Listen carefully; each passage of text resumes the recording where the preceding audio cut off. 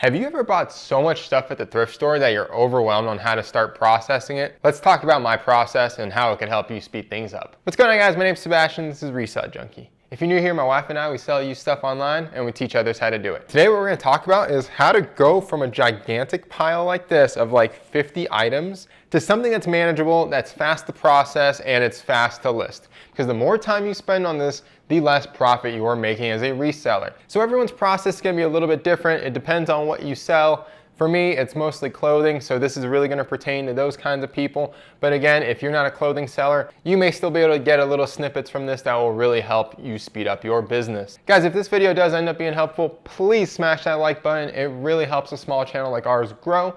And if you need more eBay help, check out the reseller course in the description below. So the first step in this process is to get everything out of your tote or out of your bags. I don't use bags from the thrift store. I literally throw stuff into a plastic tote and I get it home. This pile right here has already been processed. There's no price tags, there's nothing in it. It's all been input into our spreadsheet, which I'll show you guys the back end of that here in several minutes. The first thing that I do is average out the price. So for me, I don't say like this cost me $2, this cost me $3, and then this cost me like $20. I will always average things out. It just, for my brain, that's how business works for me. I am not a transactional based seller. I do not care about every single transaction. I care about the bigger picture over the course of a month or a year. So all I want to know is how much I spent that month or year and then how much I made.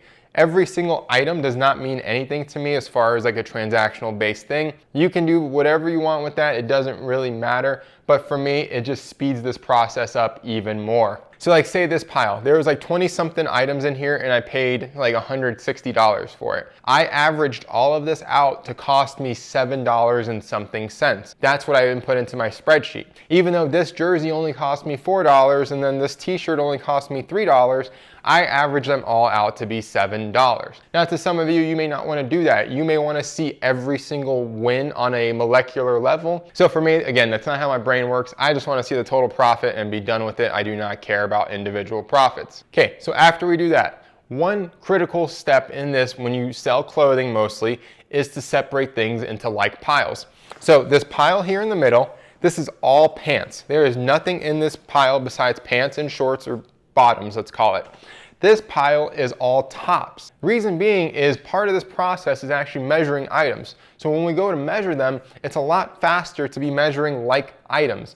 And then later when you actually go to list them, instead of changing your like pit to pit and like waist laying flat measurement things, it's a lot faster to just copy a listing template and just have the pit to pit already there. So all you do is literally input those measurements that you've gotten from that garment, rather than say like, you list this jacket, which has pit to pit and bottom of collar to hem, and then you go and list these pants, which is a total different measurement set. You have to change your listing template every single time, whereas if you keep it all in order by like items, you just blaze through it. And again, I'll show you guys that in a second. All right, we got the prices averaged out. We have everything in like piles. The next thing I'll do is just go through here and just start popping tags off. Now guys, don't be a heathen, don't be a monster when you pop these tags off. Remember, clothing is delicate and you can ruin items. So what I typically do is go on the back end of the barb. I'll grab the barb with my finger and then pop it. So I'm not actually like pulling through the garment. I'm actually literally breaking the barb in half. Be really, really careful, especially on say like things like this. You can really put large holes into clothing really, really fast and it will take down the value of that item. So just again, be careful. After everything's popped off, you can see I have two tables here. So I have this one and then I have that one over there. Right now I have the laptop recording audio, so I don't have it set up. Usually it's where the ammo can is. That's like my standing work table. I'll have the laptop there, which again, you guys will see in a second.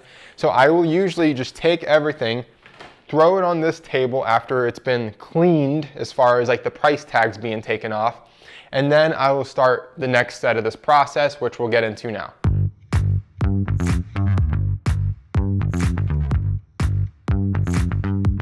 So instead of just setting this up like a movie studio and like having it filmed over there, I really wanted to show you guys how I literally do this every single day when I process stuff. So again, the laptop is here. It's on this rain stand, which is amazing. By the way, I'll link this below if you guys want to look into that. And then I also have it on this other stand because I'm 6'2", I hate hunching over, I have a bad back, so just having the keyboard come to my fingers makes it super, super easy.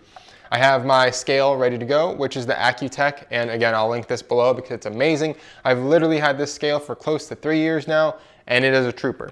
Besides these things, I also have a tape measure. So I do not use like a hard one, like a construction tape measure or anything like that, because those, two things.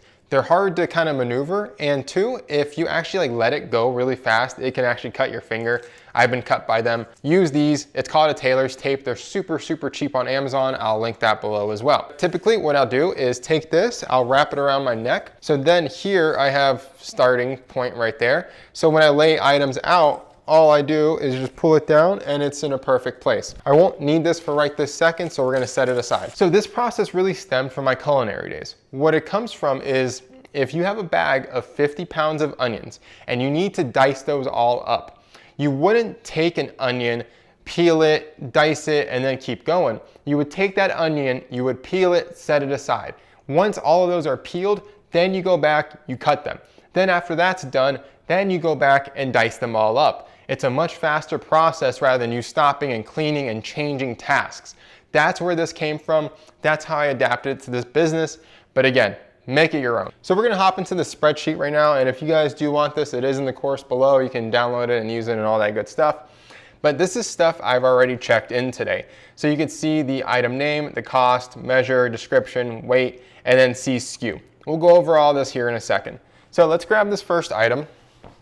Let's say, okay, it's this Eddie Bauer long sleeve flannel shirt. It's checkered, it's a men's small, and it's a classic fit. That's about all of the details that your title is gonna need. So that's what I'm gonna input right now. Okay, so this is the title that I have. Columbia flannel long sleeve shirt, men's size small, button down collar, plaid check.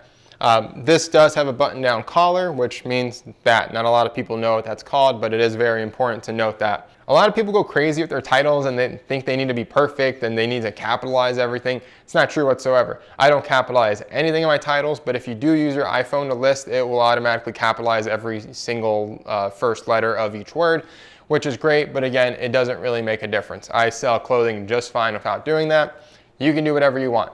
This is the title that we're gonna use for this item. So the next step is I'm gonna take this shirt, I'm actually gonna make it somewhat foldable and put it on my scale. I'm gonna weigh it, and it weighs 12.3 ounces, so I'm actually gonna shoot up to 13 ounces because I know with my poly bag, it's gonna be right around there. So in this weight category, I'm gonna type in 13 ounces. Now, what I'm gonna do is actually set this shirt aside. I'm not gonna measure it right now because on this table, there's really not enough space to measure things as I go in this process. And again, it's kind of breaking it down back to the onion analogy. That was the first step, that was the easy step. Measuring at this point would really just kind of stop and hinder me, so I rather just do it like this. So I set everything aside and I keep going. I do the same thing for this whole pile and I keep just throwing this pile over here. Now, we're not gonna go through every single item because that would not make any sort of sense whatsoever. But yeah, that's the first step in this check-in process as far as the spreadsheet is concerned. Now, let's say we got through this whole pile. I have everything here checked in on the spreadsheet. I come back here, I grab the item and I just go backwards up, right? So I take this, I get rid of the shipping scale. So I take the shipping scale, I put it in here. That's its home. It always lives in the same exact home, and I highly suggest you guys put everything back in the same exact spot where you found it. So again, those are kitchen days. That was just a big, hard, fast rule. Now the tape measure comes out. Goes back over my neck. I take this, I open up the spreadsheet. Boom, we have the measurement category selected. I take this item, so I measure the pit to pit, which is 23, and then I rotate it real fast, and then we measure the bottom of collar to the hem, which is 28. So we go in here, 23 and 28. Great, we're done. And this description field, I've left it blank because there's nothing to describe. This item is in great shape. You'll see in my listing template in a second where I have a pre-filled generic kind of description there, and it just makes it even faster. Unless there is something to note about this item, I will not fill in the description box whatsoever.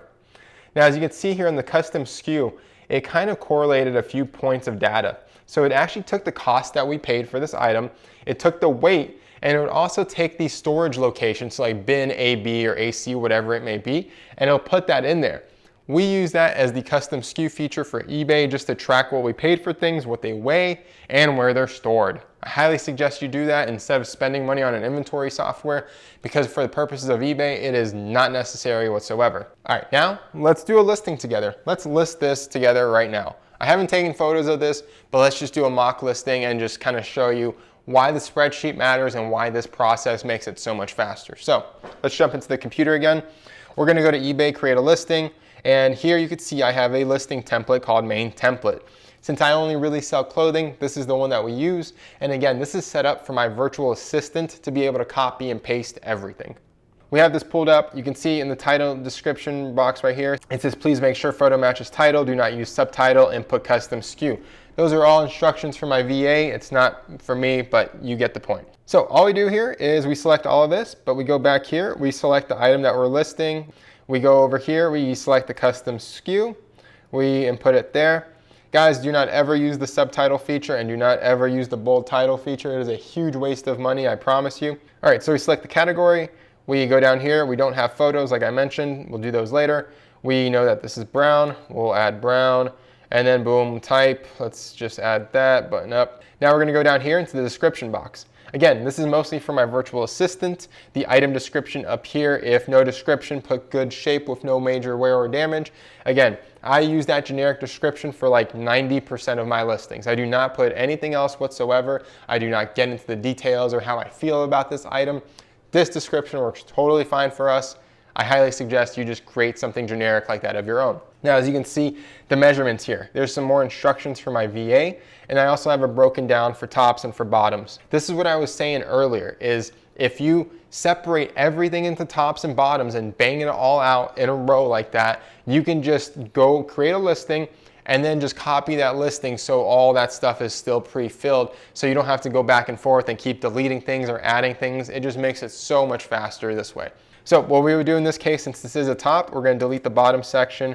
We'll delete this, all these instructions, and we'll get rid of this part too, blah, blah, blah, that's not right. We'll get rid of that, boom. So this is what this listing is gonna look like. We'll pop back over here. We know it's 23 and 28, so we'll input those, and boom. So we have that there. Now we'll set this price at say 27 bucks. We go down here, we know that this was 13 ounces, so we're gonna select first class, and in here we'll input 13 ounces. And then we press list item. That's it. That's how I list 99% of my stuff. It's that fast. I could have did it even faster if I wasn't explaining this to you guys, but each listing like this takes me about 45 seconds to a minute and a half at the most. I do not diddy-daddle, I do not take my time, because the longer you take to do listings, the more money you are costing yourself as a reseller. The number one goal as a reseller is to be fast as possible and to buy your freedom back. We are not here to hang out with these clothes, to, like be emotional and so giddy about it. No, we're here to work. We're here to bust out this process, and we need to be robotic. Like, you need to be able to grab this, know where this is. Like, these things are so critical to making yourself faster and better as a business owner. And a lot of people don't talk about this. A lot of people don't talk about like their station and being set up and having everything in the same place. Like this shipping tape, it goes on the same hanger every single time. I'm not OCD, I'm not weird about that stuff, but from a practical standpoint, it really, really makes you better. So yeah, that's the process. I would go through this and I would literally just do the whole thing for every single item that I have, and I would bust it out really, really quickly. Again, we developed this process with my virtual assistant because he was doing a lot of our listings for us. Again, don't overcomplicate this, adapt it to your needs. It shouldn't be rocket science, but make it as fast as humanly possible, because then you make more money and get to have more free time. Guys, if this was helpful, make sure you smash that like button. If you're new here, consider subscribing, because all we do is talk about eBay and hustling. Until next time, my name's Sebastian. Cheers.